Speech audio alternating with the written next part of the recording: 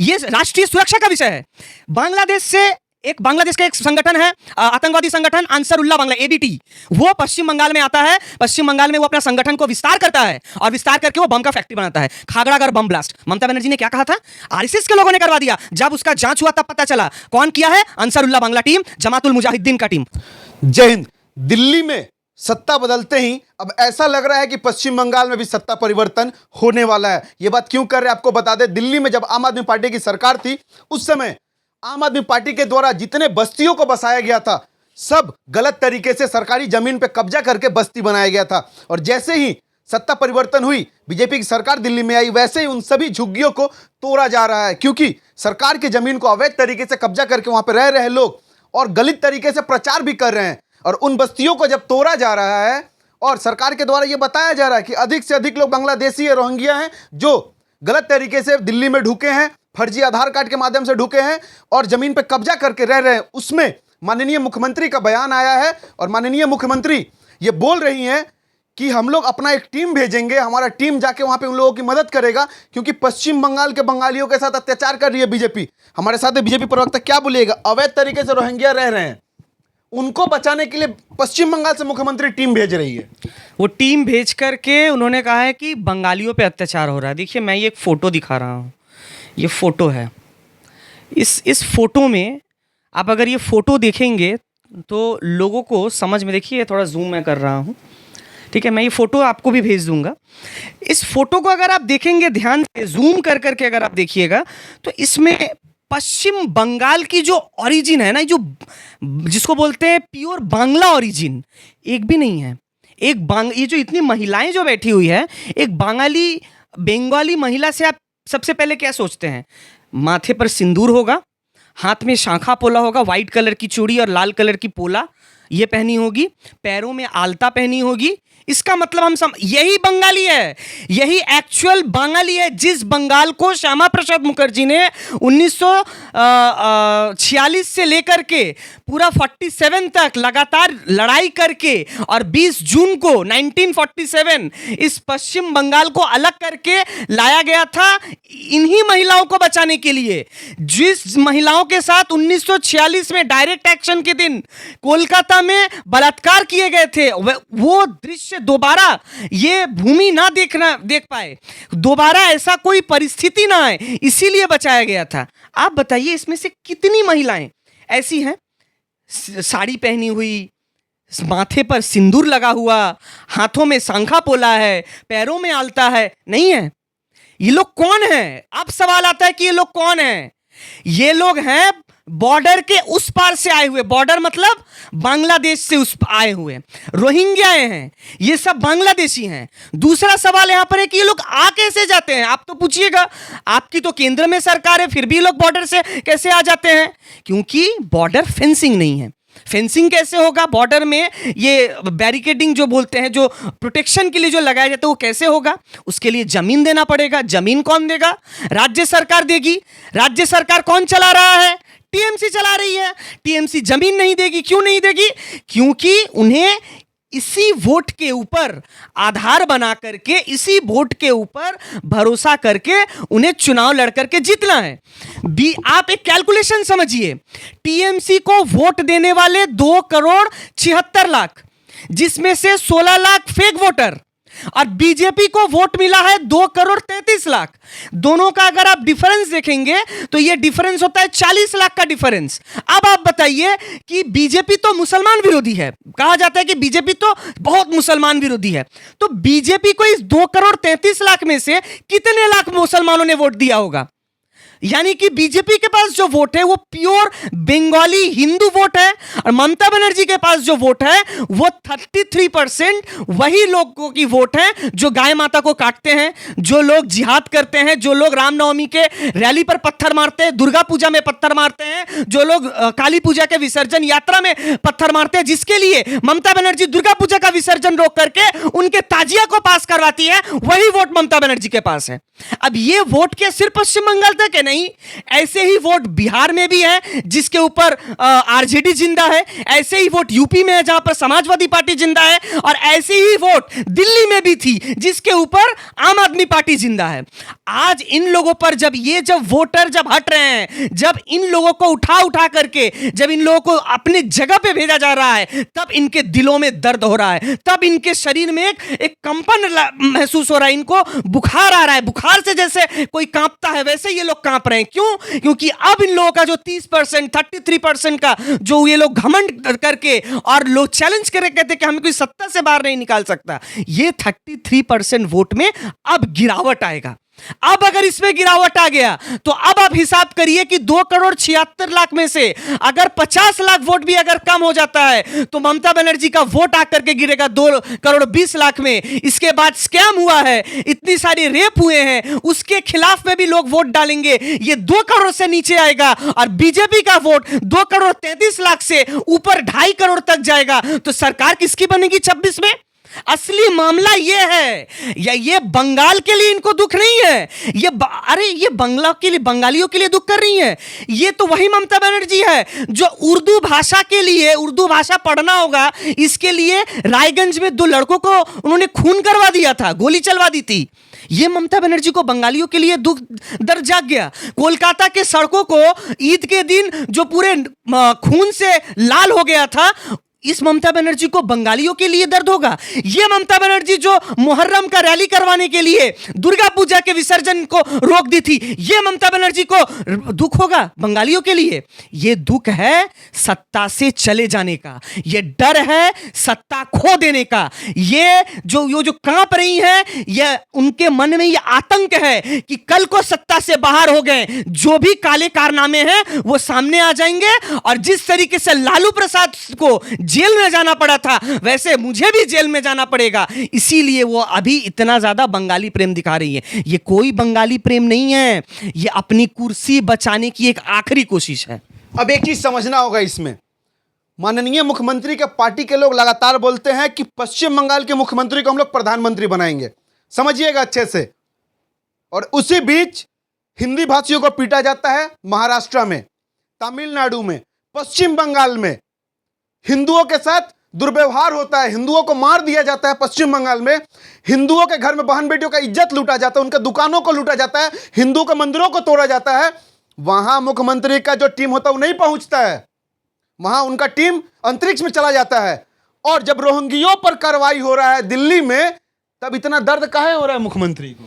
यही तो बात है। हमें तो पहलगाम में जो अटैक हुआ था वो साफ बता दिया है भारत के लोगों को, हर एक हिंदू को, आपको लड़वाएंगे वो मराठी, बंगाली, बिहारी, यूपी, मणिपुरी, आसामी, गुजराती, ये बोल करके। अरे तो वो तमिल है, तुम हिंदी हो, लड़ो आपस में।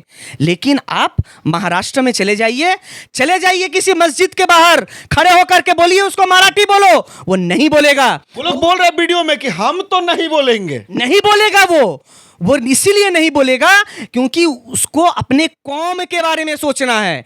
उसके पास लक्ष्य है गजवाए हिंद, वो गजवाए हिंद पर काम कर रहा है। और इन लोगों को मदद कौन कर रहा है? पश्चिम बंगाल से ममता बनर्जी, यूपी से अखिलेश यादव, बिहार से लालू प्रसाद यादव, उसका पूरा खानदान, दिल्ली में आम आदमी पार्टी, ये पूरा एक गैंग है। अरे सत्ता के लिए जो उद्धव ठाकरे मौलाना उद्धव बन सकता है, वो उद्धव ठाकरे सत्ता दोबारा पाने के लिए आज ये सब कुछ कर रहा है। आज उसको याद आया है मराठी मानुस, आज उसको याद आ रहा है कि महाराष्ट्र में मराठी बोलना होगा। हाँ जरूर, जो जहां पर रहता है उसको वो भाषा निश्चित रूप से आनी चाहिए। इसीलिए तो प्रधानमंत्री कहते हैं वोकल फॉर लोकल। लेकिन सिर्फ भाषा नहीं, आप कहिए कि मुर्शिदाबाद में कौन सी ऐसी चीज है जिससे मुर्शिदाबाद की एक पहचान बन सकती है? मालदा के हरिश्चंद्रपुर में, जानते हैं आप, ये जो मखाना है, ये मखाना वहां पर बहुत फेमस है। कहीं ममता बनर्जी ने बात किया है कि मखाना बोर्ड बन रहा है, इससे मालदा को भी लाभ होगा, कोलकाता को हम मखाना का पैकेजिंग सेंटर बनाएंगे, कोलकाता के माध्यम से पूरा एशिया का, साउथ ईस्ट एशिया, पूरा मखाना ट्रांसपोर्ट होगा, एक्सपोर्ट होगा। ये कभी सोचा है ममता बनर्जी ने? नहीं, ममता बनर्जी ये कभी नहीं कहती है। ममता बनर्जी ने यहां पर भी एक टीम उतार के रखा हुआ है, बंगला पोक्खो। आपको याद होगा, इसका नाम है, इसके नेता का नाम है गौरगो चटर्जी। जो कस्बा में नहीं दिखता है, जो मुर्शिदाबाद में नहीं दिखता है, जो महेशतला में नहीं दिखता है, जो मालदा मोताबाड़ी में नहीं दिखता है, वो कहाँ दिखता है?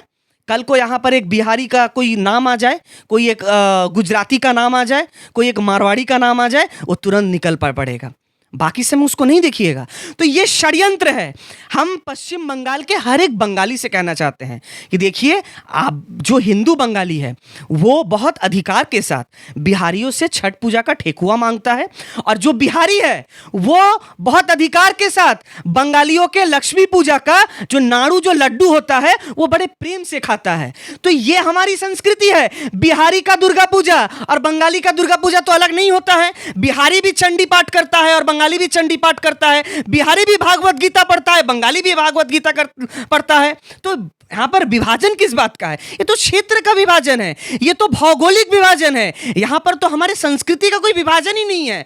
हम भी हमारी भी महिलाएं सिंदूर लगाती हैं, मराठी भी सिंदूर पहनते हैं, बिहार के लोग भी सिंदूर पहनते हैं। इसमें कोई अलग विभाजन करने का जगह ही नहीं है। लेकिन विभाजन फिर भी किया जा रहा है। क्यों?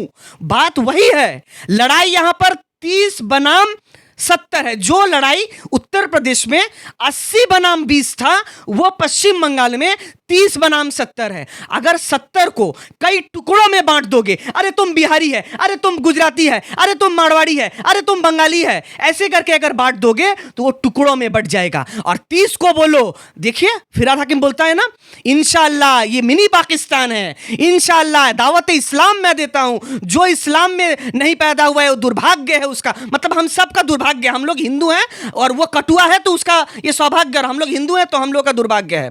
और 29% को कहेंगे कि एक हो जाओ, मस्जिद बचाना है, बाबरी मस्जिद बचाना है, ज्ञानवापी मस्जिद बचाना है, एक रहो। एक नहीं रहोगे तो फिर बीजेपी आकर के मस्जिद तोड़ करके मंदिर बना देगी, और मंदिर वालों से कहेंगे अरे वो बिहारी है, अरे वो बंगाली है, अरे वो मराठी है, अरे वो गुजराती है, ऐसे करके बांटेंगे। विभाजन की राजनीति आज से नहीं, आज़ादी क्या पहले से चल रही है, और ये आज भी चल रही है। और आज ये कम इसीलिए हुई है क्योंकि बात वही है, सब लोगों को 70% वालों को आज समझ आ रहा है, एक है तो सेफ है, और बटेंगे तो फिर कटेंगे। महाराष्ट्र में जब हिंदी बोलने पे पीटा जा रहा है, वहीं पे उर्दू बोलने वाले लोगों को मारने का कोई हिम्मत किसी के पास नहीं है। बीजेपी के एक नेता है नीतीश राणे, उन्होंने साफ साफ शब्दों में कहा है कि जिस प्रकार से हिंदी बोलने वाले को पीटा जा रहा है, उर्दू बोलने वाले को बोलिए कि वो जाके मराठी बोले। उनके साथ कोई दुर्व्यवहार नहीं किया जा रहा है। वहां पे इनका जो टीम होता है ना, माननीय मुख्यमंत्री का सपोर्ट करना नहीं पहुंचता है, और इनके जो लोग हैं वो प्रधानमंत्री बनने का सपना देखते हैं। सोचिए, अगर ये प्रधानमंत्री बनेंगे तो किनके लिए बनेंगी? अगर ये प्रधानमंत्री बनकर सबसे पहला काम करेंगे तो किसके लिए करेंगे? ये आपको समझने की जरूरत है। और पश्चिम बंगाल का जब नाम आता है ना, तो जैसे इन्होंने कहा कि मखाना का नाम आना चाहिए, विकास का नाम आना चाहिए, लेकिन पश्चिम बंगाल का नाम आता है तो किस लिए आता है जानते हैं? जो हिंदू बहू बेटी है उनके इज्जत लूटने के लिए काम आता है। यहाँ पे बम बनाने का नाम आता है कि यहाँ पे घर में बम बना रहे थे, बम बनाते बनाते उड़ गए। यहाँ पे तो बम का प्रकल्प चल रहा है, बम शिल्प। ये बम शिल्प, यहाँ पर बम का जो फैक्ट्री है कौन बना रहा है, इसमें इन्वॉल्व है, ये कोई डिबेट का विषय नहीं है, ये राष्ट्रीय सुरक्षा का विषय है।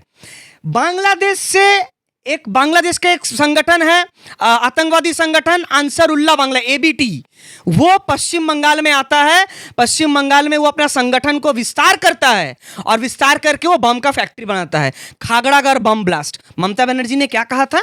RSS के लोगों ने करवा दिया। जब उसका जांच हुआ तब पता चला कौन किया है, अंसारुल्लाह बांग्ला टीम, जमातुल मुजाहिदीन का टीम, बांग्लादेश में जो संगठन, आतंकवादी संगठन है। वहां पर रहने वाले कर्मी कौन है जो बना रहे थे, जो सक्रिय सदस्य, वो कहां के हैं? मुर्शिदाबाद के। ये वही मुर्शिदाबाद है जहां पर कुछ दिन पहले वक्फ के नाम पर हिंदुओं को मारा गया, हिंदुओं का घर जला दिया गया। देखिए, ये एक षड्यंत्र है। पश्चिम बंगाल में जो खारिजी मस्जिद है, जो नॉन एफिलिएटेड मस्जिद है, उसकी संख्या लगभग 42,000 है, और अकेले ये में मुर्शिदाबाद में 3700 ये मस्जिद है। मालदा में ये मस्जिदों की संख्या 3400 है। हर साल 27% के दर से मुर्शिदाबाद में मस्जिदें बढ़ रही हैं, मालदा में 24% के दर से मस्जिदें बढ़ रही हैं। जो आपका जो मदरसा है, वो मदरसे खारिजी मदरसों की संख्या बढ़ रही है। इन मदरसों में क्या पढ़ाया जाता है? राष्ट्रपिता कौन थे? जनगण मन, मां तुझे सलाम? नहीं, इन मदरसों में पढ़ाया जाता है गजवाए हिंद कैसे होगा, कैसे हिंदुओं के मंदिरों को तोड़ा जाएगा।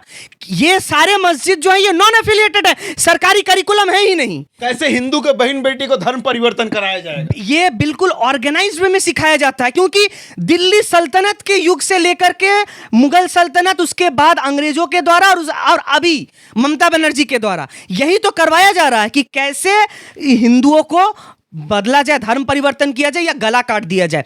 ये एक बहुत बड़ा एक षड्यंत्र है। ये षड्यंत्र जो है ये बॉर्डर के हर एक जगह पे चल रहा है। आज जिस मुर्शिदाबाद में 2001 का सेंसस रिपोर्ट कहता है कि वहां पर 37% हिंदू थे, 2011 का सेंसस रिपोर्ट कहता है वो कम करके 33 हो गया है। जिस मालदा में 50% हिंदू था, आज वो घट करके वहां पर 48% हो गया है। जिस उत्तर दिनाजपुर में हिंदुओं की संख्या लगभग 48% थी, वो 2011 के सेंसस में घट करके केवल 47% रह गई है। अभी फिर से सेंसस हो रहा है, अभी हम फिर से देखेंगे।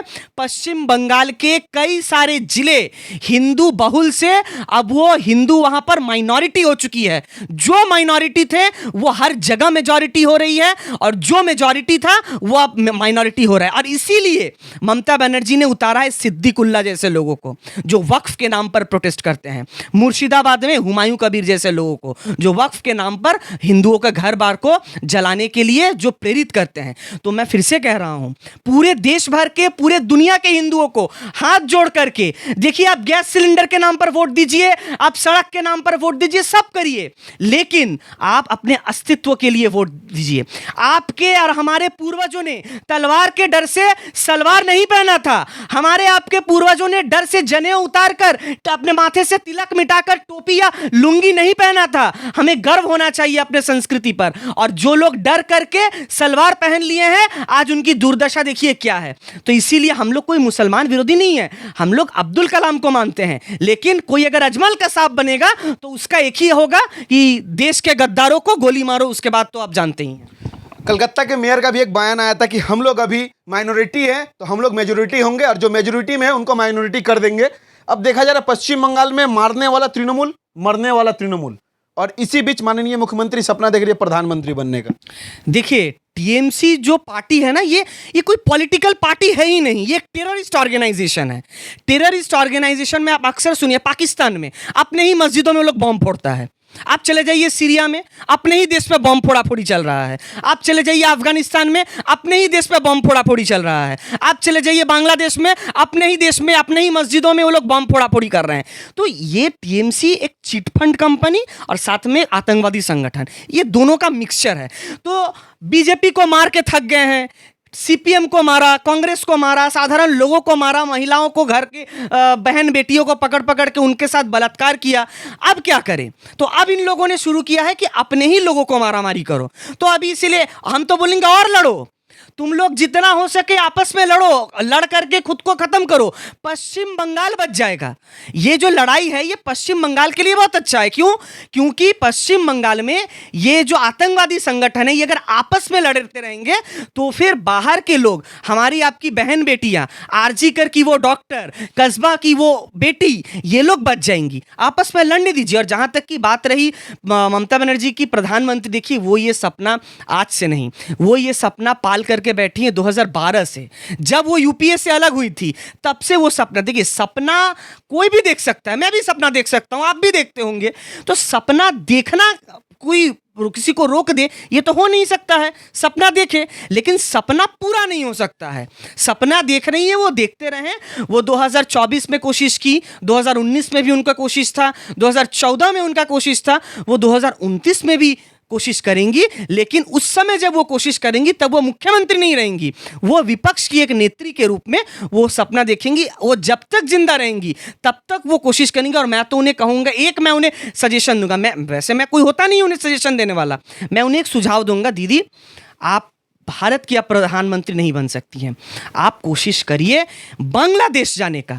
आप बांग्लादेश के किसी सीट से चुनाव लड़ेंगी, सामने वाला जमानत जब्त हो जाएगा। वहां पर भी शेख हसीना नहीं है, आप वहां, और यूनुस के साथ आपके बहुत अच्छे संपर्क हैं, आप वहां जाकर के कोशिश करिए। और वहां भी ना हो तो आप पाकिस्तान जाइए। पाकिस्तान के लोग बैठे, वहां के लोग आपकी तारीफ करते हैं, आपको देशभक्त कहते हैं। आप वहां जाकर के प्रधानमंत्री बनिए। पूरे दुनिया में 57 मुस्लिम कंट्रीज हैं, वो 57, उनके पास स्कोप बहुत है। वो 57 में से कहीं भी एक जाकर के वो प्रधानमंत्री बन सकती हैं, लेकिन भारत में वो कभी प्रधानमंत्री नहीं बने। लास्ट एक सवाल रहेगा, मस्जिद अवैध तरीके से जैसे देखा जा रहा है उत्तराखंड में हो रहा है, असम में, और जब ये मस्जिद को तोड़ा जा रहा है लोग सवाल खड़े कर रहे हैं। लेकिन अगर बात हम लोग चाइना का करें, हालांकि चाइना तो भारत का हमेशा विरोधी है, लेकिन जो भारत के अंदर बैठे हुए देशद्रोही का काम करते हैं उनके लिए चाइना बहुत अच्छा है। तो चाइना में मस्जिद क्यों तोड़ा जा रहा है? चाइना में तो मस्जिद की संख्या कम दी जा रही है और भारत में लोग चाह रहे हैं मस्जिद और बढ़े। सिर्फ चाइना में ही नहीं तोड़ा जा रहा है, ये मस्जिदें तोड़ने की, देखिए मस्जिद से आप क्या समझ रहे हैं कि मस्जिद क्या कोई इबादत का जगह है? नहीं, क्योंकि इस्लाम में मस्जिद को मैंडेटरी नहीं कहा गया कि आपको इबादत करना है तो आपको, ये तो रास्ते में भी करते हैं, नाला के सामने भी बैठ करके इबादत हो जाती है। तो मस्जिद तो ज़रूरी नहीं है, लेकिन मस्जिद बनाया क्यों जा रहा है? क्या कारण है मस्जिद बनाने का? मस्जिद बना करके ये मुल्ला का इस्लाम, देखिए अल्लाह का इस्लाम और मुल्ला का इस्लाम दोनों अलग है। ये लोग कोई अल्लाह का इस्लाम नहीं मानता, ये लोग सब मुल्ला का इस्लाम मानता है। तो चाइना तो सबसे पहले अपने देश की सुरक्षा करेगा, उसको तो सुपर पावर बनना है, उसको तो अमेरिका से लड़ना है, उसको तो पूरे दुनिया को अपने मुट्ठी में करना है। वो तभी कर पाएगा जब उसका देश सुरक्षित रहेगा, इसीलिए वो मस्जिदें तोड़ रहा है। और हमारे यहाँ पर मस्जिदों की आड़ में हमने अभी एक वो छंगुर बाबा देखा, जो इस्लामिक देशों से पैसा आता था 300 करोड़ रुपए, 500 करोड़, 500। अच्छा वो संख्या बढ़ गई है 500 करोड़। तो ये 500 करोड़ रुपए छंगुर बाबा को क्यों दिया गया था? ये मस्जिद बना करके ऐसे हजारों छंगुर बाबा और झिंगुर बाबा बैठे हुए हैं।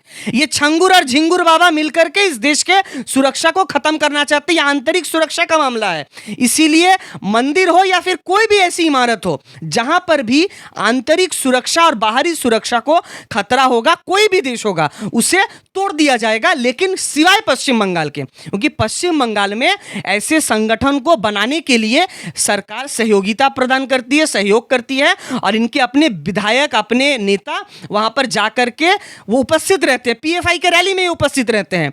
ममता बनर्जी जो सिमी का जो एक्स प्रेसिडेंट था उसको राज्यसभा भेजी थी, जो बसीरहाट दंगा करवाया था, जो बसीरहाट में हिंदुओं को मरवाया था, उसको लोकसभा का टिकट दी, उसको राज्य का मंत्री बनाई थी। जो व्यक्ति कैनिंग में हिंदुओं को मरवाया था वो उसके लिए वीर है। जो शेख शाहजहां संदेशखाली में हिंदू महिलाओं को वीडियो कॉल पे उसका शरीर देख देख करके अपने घर बुलाता था दुष्कर्म करने के लिए, वो उसके लिए वीर है। तो ममता बनर्जी और पूरे देश में फर्क बस इतना ही है, ममता बनर्जी जितना भी आतंकवादी संगठन है, जितने भी आतंकवादी मानसिकता के लोग हैं, उसे यहाँ पर बसाती है, उसे यहाँ पर जगह देती है, और पूरे भारतवर्ष में ये संगठनों को बैन करने के लिए काम किया जा रहा है, अपने आंतरिक सुरक्षा को सुनिश्चित करने के लिए काम किया जा रहा है। अब चलिए, जब बात छंगूर बाबा की आती है तो आपको बता दें, जब मस्जिद टूटता है तो हमारे देश में बैठे कुछ तथाकथित हिंदू इसका विरोध करते हैं, लेकिन आज वो हिंदू कहां मर गए हैं? जब उत्तर प्रदेश जैसे जगह पे एक अपराधी पकड़ाता है और जिहादी मानसिकता का अपराधी पकड़ाता है, और उसे दूसरे देशों से फंडिंग आती है, और वो फंडिंग का इस्तेमाल किस में करता है जानते हैं? आपके और हमारे घर के बहन बेटी के साथ बलात्कार करवाने में, उनका धर्म परिवर्तन करवाने में, हिंदू से उन्हें इस्लाम कबूल करवाने में। और वो पैसा वो लड़कियों को पटाने के लिए मुस्लिम लड़कों को देता था, और हर लड़की का एक रेट फिक्स हुआ करता था कि हिंदू लड़की में अगर ब्राह्मण है तो 15 लाख, क्षत्रिय है तो 16 लाख, ये है तो इतना लाख, ऐसे करके उसको लगभग 500 करोड़ का फंडिंग आया था विभिन्न देशों से, सिर्फ हिंदू लड़कियों का धर्म परिवर्तन कराने के लिए। और ऐसे न जाने कितने छंगूर बाबा हमारे पश्चिम बंगाल में है और भारत के विभिन्न राज्यों में है। तो सरकार से अनुरोध रहेगा, ऐसे जितने भी छंगूर बाबा है, जैसे यूपी पुलिस उनका इलाज कर रही है अभी, वैसे ही हर राज्य की पुलिस ऐसे छंगूर बाबा का इलाज करेगी ना, तो आगे चल के मस्जिद टूटेगा तो किसी को दर्द नहीं होगा। जय हिंद।